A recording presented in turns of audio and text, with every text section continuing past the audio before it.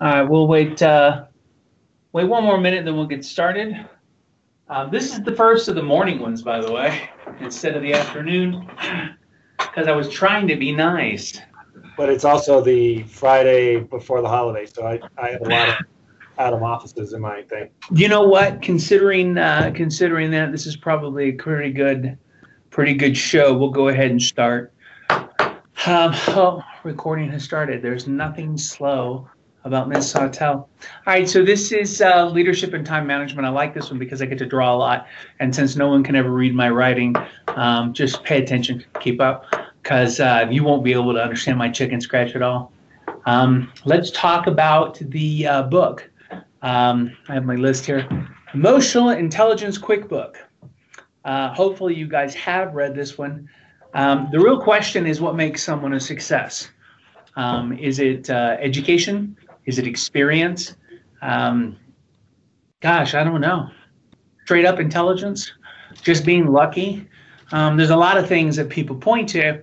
What Bradberry does is say it's actually your emotional intelligence quotient, what he calls his EQ, which is something that makes your emotions work for you, not necessarily against you, and it helps you be respectful, mindful of other people's feelings, etc. But what it really comes down to is being able to handle emotional situations without giving yourself over to them. Now, later, when we talk about handling disagreements, which generally can be really emotion-laden and emotion-filled, we're going to talk about something called the amygdala hijack. Interesting little thing that happens to the human brain in times of stress. But for right now, we're just going to talk about the main focus of the book, which is self-awareness, self-management, social awareness, and relationship management. Those are the four primary areas that he talks about. All it really says, if you go through it, is your EQ, your emotional intelligence, can be improved. And it adds a lot of value to you, both in work and your home life if you do. And it is improved with practice. Oh my goodness, are we starting to see a trend? Everybody talks about practice. I agree with most of the precepts of this book. However, I have a rule for you on management bestsellers. You can take the claims made by any management book, cut them in half, and you're probably still overstating, at least by two, the actual value. Almost every one of these books tries to oversell them, mainly because either the publisher or the author themselves are interested in going on book tours and talking about how much it can change your life, and maybe having seminars where they discuss it. So they always kind of blow it out of proportion. Is this something that can help you, for example, in your personal life? Probably. Somewhat. By the time you improve through practice your ability to handle emotional situations in your home life, which is far more laden with concern than your work life, to be totally honest with you, and you're talking a period of years, and if you're having real issues in your home life, you don't have years to fix it. So could this help you be a better person in the future? Sure. Is it going to immediately help you in your home life? Yeah, not so much. But they sold a lot of books.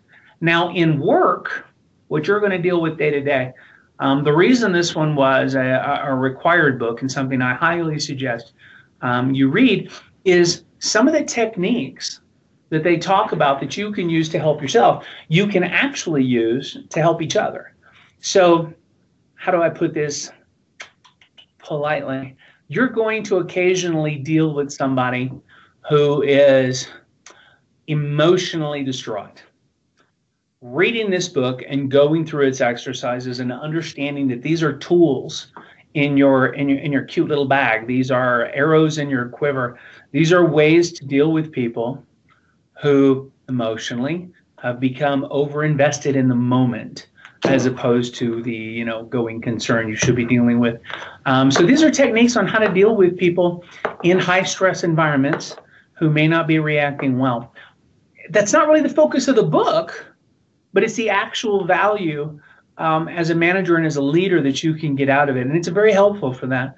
I've run into several instances. There was a much older version of this before the latest one, where I was able to basically talk people through why they were upset about A, B, C, or D because of the things in this book. So if it doesn't strike you after reading it that it's going to change your life the way the author says, that's okay. Look at it in terms of tools in your toolbox to help yourself at work. Now, let's go ahead and get to the lecture. We are going to talk about leadership and time management. This is not going to be a thing about don't be late. This isn't going to be a thing about respect other people's times or all the rest of the social niceties that we assume are involved in time management. This is how you need to look at it if you're going to be a leader, and it's a completely different thing. So let's not walk into this assuming this is going to be anything like what you're used to. It's going to be a little bit different. So one of my infamous top 10 lists. Here we go. We're going blue today. Can you guys see that? We're good? Maybe yes, maybe no. Do I need to switch to black? We're good. Okay. Your time. You'd be surprised how much pushback I get on this. Your time equals $1 million per hour. This is the first rule of time management as a leader. I'm going to point a couple things out to you. When you come to home office and you see Chad Carlson walking down the hall, he may say hi to you, he may have a conversation. He rarely, if ever, stops. His time is worth $1 million an hour to him. That's how you have to think about it. I have a lot of things, but I've only got so many hours in the day, and I've got some pretty serious things that I've got to do during the day. Each of you do. You need to guard your time jealously. You have to assume, if you're the boss, that there's going to be things that are going to come up and wreck your day, so you can't afford to waste the moments you do have. Your time is worth $1 million an hour. You have to keep this in your mind constantly. If you get distracted, if you start dealing with this or having that conversation or getting pulled into that, instead of focusing on the primary rule here, you're going to not get things done. If you don't get things done, your team doesn't do well. If the team doesn't do well, the company doesn't do well. It's the old routine, for lack of a nail, the shoe was thrown. For lack of the shoe, the horse was lame. Lack of the horse, et cetera, et cetera, et cetera. Focus. You're a limited resource, a very limited resource. I only have so much of you, and you need to keep that in mind. So first off, be very, very jealous of your time the higher up you go. And keep that in mind when you are planning your time priorities. Now, I've asked people, what's a priority? How do you know what your priority is? I start off every day and go through my priority list. One of the things I do, by the way, is email. First thing in the morning. You look at my calendar, I've got a once a week reset, but I have a daily email. Email is the voice of the customer for us. It's how we know that Tim Fabrizio is upset about something, or, Brian Gray has got a thing going on. Linda's calling about T-Mobile. Pete wants this and Chad wants that. It's all in your email. It didn't used to be that way. As a matter of fact, the general understanding was you picked up and you called your stakeholders back in the day. You don't really do that anymore. You're checking your email first thing in the morning. The reason I'm bringing this up is you've got to work out your priorities for the day every single day. They're going to be different every single day because you don't have a job. You have a leadership position. They're going to change every day. If they don't change, there's something you probably need to discuss with your boss because you don't have challenging assignments. They should change every day. So you have to reset your priorities every day to read your email. I've talked to people, and I don't know how many places, where they set up, well, I've got to do this, and I've got to do that, and I've got to do that, and their email is a giant bolded black screen. They haven't even looked at it. Every other day, that's fine. But on those alternate days, you're going to get your keister handed to you because you missed something. You missed something big. So work out your priorities. 3, block time. Be bold with this. Be very bold with this. Block time, specifically early in the day if you can. I will explain that later. But block the time out. If you look at my calendar, you'll see this meeting, email, this thing, that thing, block, this thing, that thing, block. I usually have 1 or 2 blocks a day. If you're in a job where you're generally moving into a leadership position or you're in one, things are going to go left and you've got things you've got to get done. You've got certain priorities, and we're going to go through the priority list and how you do that, by the way. But you've got to have some time to yourself. If you have meeting with all these different things, you're doing something wrong. I don't need you to be in meetings. I need you to be leading. And sometimes that means planning. That means working on strategy. That means examining a current situation from a different view. Long term, how is this going to affect my enterprise? If you're not blocking time out, you're not doing it. If you're not blocking time out, there's little to no chance that your day is going to handle a pop-up, something left. Chad walks by the office, pokes his head in. I need this thing done right now. Wait. That's my Chad impression, by the way. I hope you all enjoyed that. He'll pop his head in and say something and then keep walking, mainly because his time is worth $1 million an hour. He doesn't have a lot of time to discuss it. He just says, here's my concern, here's my issue, fix it, and he walks away. If I don't have time blocked, I'm letting somebody down. You've got to manage your calendar with some time for you, and if you're not doing this, you're not being the kind of leader you need to be. All right, from here on out, we're going to talk about the fact that work expands. You guys have probably heard of Parkinsons Law. It's a big thing in the Project Management Institute that anything that you need to do will expand to the work allocated to it. And this is meetings, this is issues, this is anything you do. It's not as negative as it sounds. It sounds very judgment-laden. It isn't. I can tell you, because I've done this, if I give X 2 weeks to accomplish, they do it in 2 weeks. If I give them 3 weeks to accomplish it, the same thing, the same X. It takes them exactly 3 weeks. If you talk to your team members, both teams, the 2 week and the 3 weeks, they'll both tell you they worked their keisters off the whole time. The work expands to fit the time. That's why you as a leader, everything from your meetings to what you're doing, have to be sure not to allow it unnecessarily expansion. By the same token, you don't want it shrunk either. So if you've got time for a meeting, is 30 minutes? Is it really? Could it have been an hour? Will you just talk for that whole hour and not do anything more than you would have in 30? Would 15 minutes be not doing enough? When you work out your schedule and you plan your day, just like when you plan your project, you got to keep Parkinson's Law in mind. I only allocate the time I think I need. I don't try to put too much buffer in, a little, I'll explain why in a minute, but I don't try to shrink it too much. Remember this, and this is something to kind of keep in your head forever when you're talking about Parkinson's Law, which is the mind will speed up, but stamina is a constant. Let me explain what that means. If I have a team, and I've got several of top performers, I've got some really great people on the team, and I say that site in San Antonio needs to be launched in 2 weeks, that's kind of crazy. The work has to be done to ship, the project management, the network piece, the systems piece, everything that goes into launching that is sped up. I can go to a Peter Moody, or Jamie can go to Peter Moody, or whoever's talking to him and say, hey, Peter, this needs to be done in 3 days. I can get away with that once. I might can get away with that twice, because the mind will speed up. The team will just hunker down and work at double their efficiency and try to get it done early. But remember, stamina is a constant. So even though the mind speeds up, the strength flags. So I can do that to Peter once. I might be able to do it twice.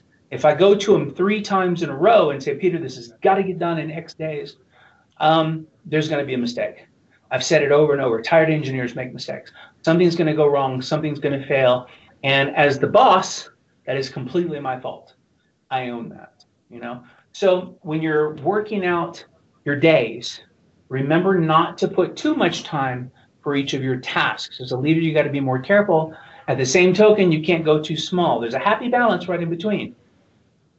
Mind speed up, Stamina doesn't. If you do 50 15-minute meetings because you don't want to expand, your people are going to be brain dead by the end of the day. So find that happy medium. It's kind of important. Now, we're going to move to one that I think is critical and most people forget, and this is schedule early. So what does this mean? Well, the average amount of productive time, according to most studies, I mean, this is universal, the average amount of productive time you have in any given 8-hour day is 4 to 5 hours at max. Now, I want you to think that for a moment. I have an 8-hour day. Let's be real, most of us have 10, a few of us have 12, but let's stick with that work day. Out of 8 hours, you only have 4 to 5 hours of productive time because someone's going to come by, someone's going to tell you a joke, someone's going to walk in your office, the phone is going to ring, a vendor has a problem with a bill. You've only got 4 or 5 hours you can get anything done. Likewise, most studies suggest that you are your most productive in the morning. You're far more productive at 9 o'clock than you are at 3 p.m. Gee, I wonder why. Energy flagging, maybe lunch was bad, who the heck knows. Could just be exhaustion after dealing with a handful of annoying meetings. So when you're scheduling, schedule early. And you remember us talking about priorities and how I said I was going to get back to it in a minute? If you look at your day as a series of blocks, look, you went to lunch. Your first priority should be the first section of time you have to work. Your second most in priority comes after that. Your third comes after that. Your fourth is sometimes after lunch. You've got to schedule your days like this. If you're in a position of any importance, people are going to bug you and problems are going to happen. This thing didn't work. This thing fell down, and you wind up veering off on these pop-ups. You at least want to know that your number one priority got done that day. That's really important. I mean, that's almost everything. I assure you, I can fix a lot of things during the day. I can do a lot of things. But if I'm just doing whatever is there, available, easy, or quick, as opposed to whatever it was that Carlson stuck his head in my room and said, wait, I need you to get on this. There's another one of those things for you. If I haven't at least accomplished that, I've failed. Anything that comes from him is going to be strategic in nature. Every single time. If Corey needs me to look at something, I'm going to look at something. Those things are going to be first on my calendar, because if everything goes to hell, if a horrible outage happens and half of North America goes dark, I at least got that done. And the higher up you go, the less slack you have on not completing your first priority. Little down the totem pole, you have tasks, and quite a few. And most of them are fungible. You get 3 out of 5 done, you've had a good day. When you move up, you don't have tasks, you have strategic goals. And number one is number one. If all else fails, that should have happened. So schedule early. Do your blocks. Pay attention to your priorities. The most important thing, do first. The second, the third, so on and so forth. Hopefully that makes sense. If nothing else, if the last half of this day falls apart, 1, 2, 3, it was a success. Doesn't matter what happens after that. Now, let's talk about changing the meetings themselves. I think I'm going to have to erase pretty soon, but I'll live for one more. Change your meetings, as in the type of meetings you have. Most of you who have been on meetings with me quickly discover that they're not a lot of fun sometimes, right? Because I change all my meetings to working meetings. I don't have conversation meetings. I don't have them. I refuse to have them, and you should too. Your job isn't to have a conversation. Your job is to do a thing. So if you change every meeting into a working meeting, some pretty fascinating things happen. A working meeting, let me describe what that is. Okay, Wayne, we came into your office because we want to talk about the way, Ed's Chicken Shack is currently behaving. So the very first thing out of my mouth is, fair enough. All right, which one of you is going to take responsibility to fix it? I mean, I haven't even started, and I'm already putting people on point. You're going to do this, you're going to do this, you're going to do this. Well, We weren't really talking about that. We wanted to discuss the problem. Okay, well, who brought the problem? So and so. Have you, who are now in charge, spoken to them personally, or did this come second? I mean, I'm just punching back, and it isn't that I'm not being helpful. I'm trying to turn it into a working meeting. I don't have meetings where we talk. It doesn't happen. Every meeting is a working meeting. I want to find out what the situation is, what the tasks are, what the action needs to be, and the response afterwards. And if you didn't recognize STAR star, you're not trying hard. Or what's your goal? You came to me. What's the reality? What are the options? What's the way forward? Grow. I change meetings. We don't talk when I have meetings. You shouldn't either. What does that mean when you do it that way? Well, one, there's a certain type of animal in most bureaucracies where they have meetings to have meetings. These people exist. You know them. You could probably think of 2 or 3 off the top of your heads. It's the same person that whenever you have a big call, they always have to ask one question at the end to show how incisive they are. You know, it just makes you nuts, right? Or it should. So these creatures exist, and you're never going to get away with them. There are a few of them in IT. It's just not really part of our culture, but it still exists, all right? If you turn every meeting that you hold into a working meeting, those people leave. They quit coming around. They don't want to attend your meeting because they can't just, burn a couple of hours. You'd be surprised how fastly they disappear. And that's good. Conversely, productive people that like to do things, people that like to move forward, people that like to achieve and have an impact, they want to attend your meetings. They show up and they get value out of it. I mean, so changing meetings into working meetings removes the people that don't really want to be there, brings in more people that can actually add value. And to be frank, I mean, even if you invite them, unproductive people don't show. Only people who frankly are A players enjoy that kind of meeting. Those are the meetings you should be having. You'll find that you train up your B players too. It's a big, big deal. It's something you need to really start thinking about. 7. This one's going to freak some of you out. End early. I've been on some of your meetings, folks, and you have an hour, and you take an hour and 10 minutes. If you have a huge cross-departmental team with a bunch of different groups and teams and things like that, understandable, forgiven, I'll let it go. But some of you have your own single team meetings, and you have an hour, and you take an hour, and this is a mistake, and I'll tell you why. 5 minutes, sometimes up to 10, depends. Before the end of that meeting, you've lost them. They're already gone. They're not actually in your meeting anymore. They're wondering if they're going to have time to go to the bathroom before the next meeting starts. A couple of them are wondering if they needed to make a call. Oh, I forgot to call Janet. And they know they need to call Janet, and they're already wondering how they're going to sneak away, have time for a 2-minute conversation to apologize to Janet that they didn't talk to her. Promise you that's happening. Or the next meeting that may start at the top of the hour, maybe with someone in operations, maybe someone on Martino's team. And they're already wondering, how am I going to tell this to Julie? How am I going to tell this to Linda? Whatever the case may be. But the fact is, you've lost them. So in the meeting early.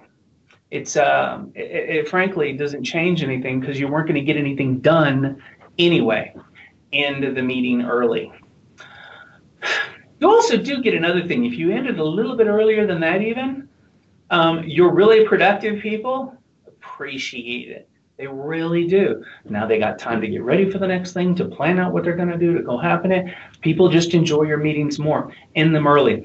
I would like to point out to everyone here listening, the 4 previous lectures we've gone through and the opening that described what was going to come after this, so that's 5 different times, you have yet to stay here for the whole hour. That's not an accident. That's part of how I go. And it's something you need to start doing. And if you're not, recognize you're not giving your team the chance to prepare to be a success for the next thing. And your number one goal as a leader is for your team to be successful. Think that through. All right, so that's end early.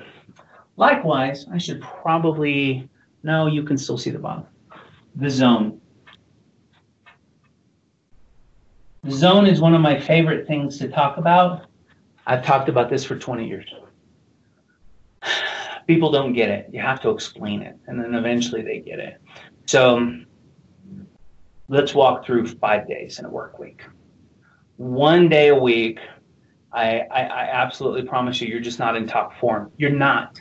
It doesn't matter why. You didn't sleep good the day before.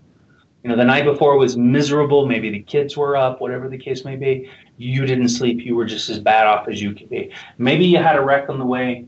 Maybe you had an argument with a significant other. Maybe a relative wasn't feeling well. It doesn't matter. Life happens to you, whether you mean it to or not. And if you take any group of 20 people, 1 out of 5 of them on any given day, they're just not there. They're only partially there. Maybe they're 50%, maybe they're 80%, but I guarantee you they're not 100. All right? So you have 1 day out of any given week, you're just not in top form. You have 3 days in any given week where you're on the money. You're right where you need to be. You're getting stuff done. You're doing what you need to do. Everything's working fine. And then you have 1 day out of the week where you are in the zone. You need to learn to recognize the zone. You need to recognize when you're there, because it's a beautiful offset for those days you're not in top form. Know your abilities, know where you are, and as a leader, start to recognize this in your team. I know when Vernon is on point. I know when he's tired because Catherine was up all night crying. I can see it, and I react appropriately. So let's look at it in terms of you yourself first. And then once you learn to get this down, start managing your team with this in mind. But first, recognize it in you. When you are not in top form, when the program you're writing just isn't working and the bugs are just coming up and it's making you a little crazy, God, I hate it when the thing does that. And it's making you a little bit crazy. You got to give yourself a break. There comes a point where you forgive yourself, where you just say, you know what, I'm not on it. What do you do when that happens? Well, I'll tell you what I used to do. I'd tell my boss, hey, you know, Wayne, I need you to do this and this and this. And I would just flat out say, Tom, I'm just not in the zone today, man. I'm sorry. I'll do as much of this as I can. I'll get as much of it done as I can, and I'll pick it back up tomorrow. I'm just not there today. I'll do as much as I can. I let him know. But then on the other hand, sometimes you just walk in and everything works. This is the day you wish you'd bought a lottery ticket. You were just flying. And on these days, I go to my boss and I say, man, I am on top of it today. What else you got? I'm going to get a lot done today. Let's move. You'd be stunned how much that honesty means to a boss. It would absolutely blow your mind. For somebody to call me for help when they're not on top of it is a very big thing. It means I can trust them that if they haven't told me this, they got whatever I gave them. You know, it's that expectations that you have between you and your boss. They know where you are and you know where they are, and everybody's working together without even talking about it. Open communication is more than just, hey, how you doing today, Bob? Sometimes it's saying, man, I'm not on time. Sometimes it's saying, I am all over it today. So recognize the zone, recognize it in yourself. And then once you do, you'll realize, I know my down days, I know my high days, I know everything in between. You'll start to be able to see this in your team. There are days that I know better than to give something to someone because they're not on it. I see it. And then there's days when I see they're on top of it. I take 2 or 3 things that were on my plate that I was going to get to, and I just go ahead and give it to them. Hey, Art, go ahead and take this for me, would you? Because he's just sailing through stuff. That's the time when it's fair to delegate that extra bit. So recognize the zone. Can you still see here? Yeah, 9. This is funny because I've had arguments about this. So we're going to say multitask versus focus. God, my writing is horrible. I don't even know why I bother. I'm going to be honest with you. Multitasking versus focus is the difference between a doer and a leader. It just is. It isn't that there's something inherent in those styles of work that makes them that. It's strictly the fact that as you move up, as you do more and more strategic and less task-oriented work, multitasking becomes a dirty word. It really does. The answer that I refer to, if you can read it, is sequential focused. That means when I'm on number one at the beginning of the day, because I block things out and I prioritize, when I'm on number one, that is the only thing I'm focused on. I'm not doing 3 or 4 different things. You can't if you're thinking strategically. You've got to focus there. When you're on 2, man, you close that box that had 1 in it, you move it over, you open the one that has 2, and you focus strictly on that. Now, I'm going to have time here to deal with my team, to deal with all the multiple projects, to try to move things here, there, and everywhere. But when you're working on something, you work on that. You are not in a task-oriented role as a leader. You cannot think the way you used to think. Some of you got promoted because you were so phenomenally good. Some of you got the job in the first place because you proved you could multitask and do all these cool things. And just like I said before, we take somebody really good at something, we do a terrible thing to them when we promote them, same situation. Those skills are frankly of less value to strategic needs than they are to day-to-day needs. So be able to keep those separate. It's kind of a big thing. Personally, I write down pop-ups. That allows me to do it. So if I'm in the middle of this or I'm in the middle of this and I get an email from, pick an ops person, this is the newest emergency du jour, the sky is falling, flames, dogs and cats living together, mass hysteria. I make a little note, boop, boop, boop, boop, boop. So-and-so is tweaked about this. And when I get a second, I'll delegate it away. I'll send it to somebody. Or when I get to a blank spot, I'll call. But I'm going to get this done because that was the thing that Carlson said. It gets done. The pop-up can wait. Now, if it's a genuine emergency, all right, fine, you move things around. If North America goes dark, duh. But it needs to be a genuine emergency, not just so-and-so called. You have to make that line and keep that line. It's a big, bright, bold line. You've got to pay attention to it. All right, the big one. Number 10, the power. Insert Star Wars joke, Star Trek joke, whatever. The power of no. Do I have to say out loud that you should use this sparingly? I hope not. It should be used sparingly. This isn't an automatic response. But sometimes you say no. It comes under the heading of customer service on one hand, and that's not my monkey on the other. I don't know if you've read the book, The 1 Minute Manager and the Monkey, but what's the old routine? A failure to plan on your part is not an emergency on mine. No, when that line has been crossed, don't be the person that automatically jumps because somebody else said that's a deal. You need to be able to decide if it's a deal or not. If you have questions, go to your boss. If you're not sure, believe me when I tell you, give me the opportunity to coach. I don't mind. Call me. Call Art. Call Kevin. Nobody's going to care. If you pick up the phone and say, hey, I'm doing this. So-and-so just asked me to jump on that. Should I stick to this or switch? No one's going to care. That's just standard coaching about how to manage your workload. That's what we're here for. Frankly, if you have a boss that isn't willing to take a second and just go, stick with the first. Or, send her a note, tell her you'll get right on that, but then finish this. If somebody can't take 2 seconds, your boss can't take 2 seconds, you got a problem. And by the way, if you're that boss, take 2 seconds. However, it brings to mind this, the power of no. Just like I said, use it sparingly. I use a phrase, you probably hear this. And if you haven't, it's because I haven't got annoyed. I'm not having a conversation. People have heard me say this. It's usually when I'm tweaked, all right? But what I'm trying to put down is my foot and explain that no is not an opportunity for you to talk.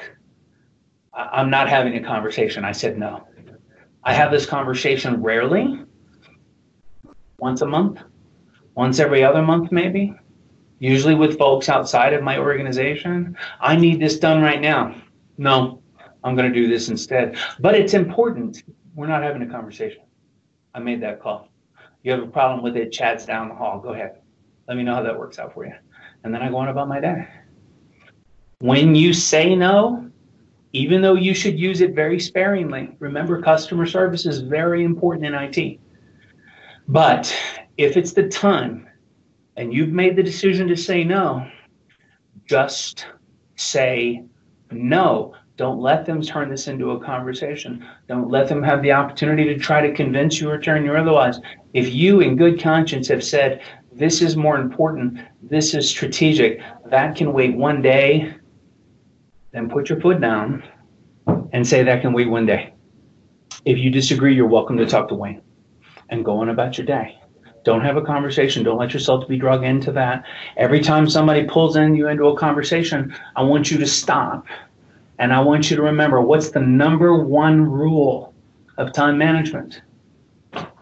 Your time is worth $1 million an hour. You are not here to have a conversation.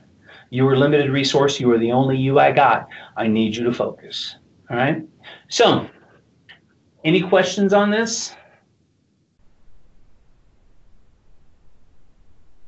Hearing none, I can only assume Kevin's speaking to mute. So, let's having fun with you, Kev. Let's remember when you're talking about no. You know, I always do these nautical things, right? So I'm going to do another one. You're a captain. You get that? You're a captain on your own ship. You're supposed to be focusing on the journey. Don't get pulled into a conversation about some old comfort zone from back in the day you used to know. You shouldn't be discussing the deck. You should be looking at the stars. You should be figuring out where your team goes.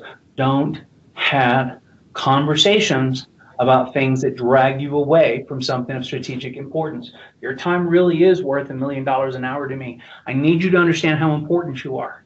I need you to recognize the value you give to this company.